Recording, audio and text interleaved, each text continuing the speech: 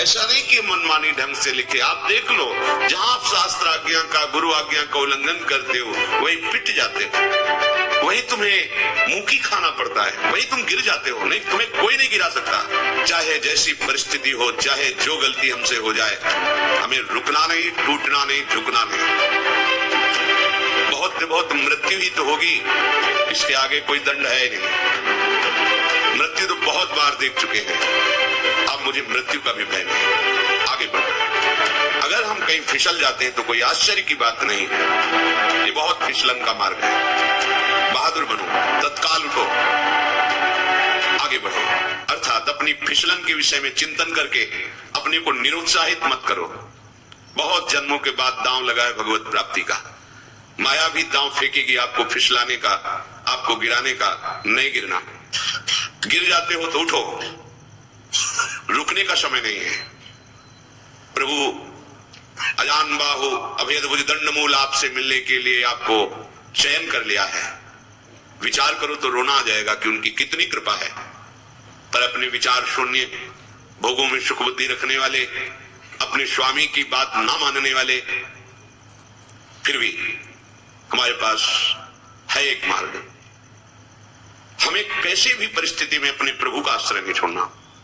कहीं भी गिर जाए, आश्रय नहीं छोड़ना। ये जो विषाद होता है, दुख होता है, पश्चाताप होता है, निरुत्साह भाव आता है, ये आपकी कमी है। पहली बात, जो आज्ञा में रहेगा, विश्व में किसी भी शक्ति की ताकत नहीं उसे गिरा सके। लिख लो, दिमाग में लिख लो। यदि आप गुरु आज्ञा पर रहोगे, शास्त्र आज्ञा पर चलोगे, तो विश्व ब्रह्मांड में किसी की ताकत नहीं, दैवी शक्ति की भी, कि आपको परमार्थ से भ्रष्ट कर दे। आप वहीं गिरोगे जहां आज्ञा का उल्लंघन होगा। फिर भी सुधार करो। 100 बार गिर जाओ तो भी रुकने की मन में वृत्ति नहीं आनी चाहिए। गिर गया, चूक हो गई, भगवान से क्षमा मांगकर फिर आगे बढ़ो। प्रभु ये जन्म तो अब ऐसा नहीं कि गलती हो गई तो गिर गए तो अब पड़े रहेंगे। नहीं, ये जन्म तो आपके लिए, नाथ आप संभालो, वो संभाल लेंगे। यदि जीवन में भी भजन नहीं किया, अंतिम समय तुम्हें भगवान का किसी भी तरह से स्मरण आ जाए तो तुम्हें परम पद की प्राप्ति हो जाएगी।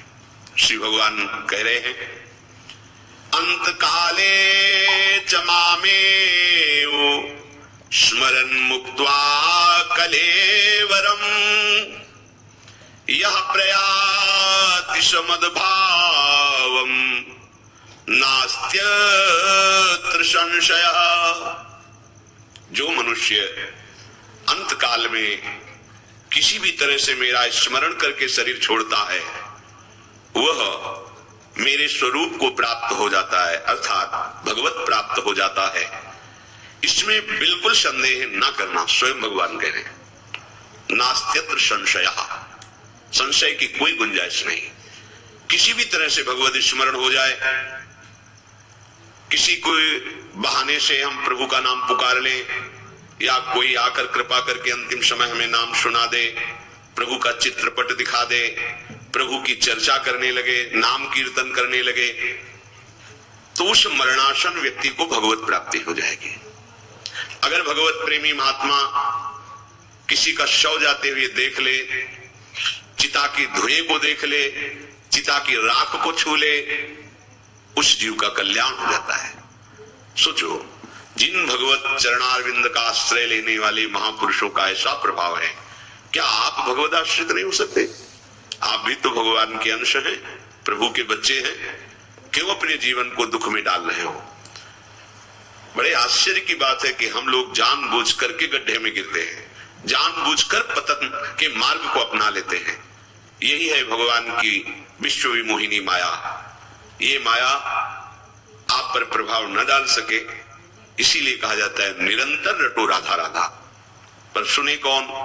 सब अपने मन की सुनते हैं। गुरु हजारों बनाते हैं, लेकिन गुरु की कोई नहीं सुनता।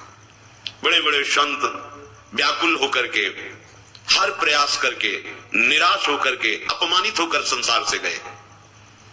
जगत मंगल की सामर्थ्य रखने वाले महात्माओं को यहां अपमानित किया गया, मारा गया, निंदा की गई। अपमान, निंदा, पीड़ा, प्रहार सब सहकर वो जगत के मंगल के लिए अपने जीवन को न्यौछावर किया। हम लोग ऐसे मूढ़ आत्मा हैं कि उनकी बात न मानकर नरकगामी क्रियाएं, नरकगामी चेष्टाएं नहीं छोड़ पाते। महात्माओं को अगर दुख होता है तो केवल इसी बात का दुख होता है, इतना दिव्य जीवन बन सकता है आपका कि आप पूरे भुवन को पावन करने की सामर्थ्य रख सकते हैं। आप ऐसे भगवान नाम से, भगवत चरणारविंद से विमुख होकर मलमूत्रों के द्वारों में भटक रहे हैं, इसी बात का दुख होता है। अरे ये तेरा विषय नहीं है प्यारे, तू सच्चिदानंद प्रभु का अंश है, जो महासुख राशि है। स्वरूप की तरफ लौट। इस जगत के विषय भोगों में ना किसी को सुख मिला है, ना मिलेगा, मान जा मेरी बात। ये जितने भी शास्त्र हैं ये सब आपको सुख देने के लिए है। इनकी जितनी भी आज्ञा है ये आपको दुख से निकालने के लिए है। विश्वास कीजिए, जब हम गुरु आज्ञा का उल्लंघन करते हैं, भगवत विस्मरण करते हैं, भगवत विमुख आचरणों की प्रधानता चित्त में रख लेते हैं, उसी समय हमारा पतन हो जाता है। क्रिया तो बाद में होती है, चिंतन पहले होता है। चिंतन होते ही तुम्हारा पतन हो गया, अब तो उसकी क्रिया होगी बाद में। फिर भी भगवान हमें अवसर देते हैं, जितना समय बचा है उसे प्रभु के नाम में, प्रभु के धाम में लगा दीजिए। भजन करना बड़ा कठिन है, बातें बनाना सरल है।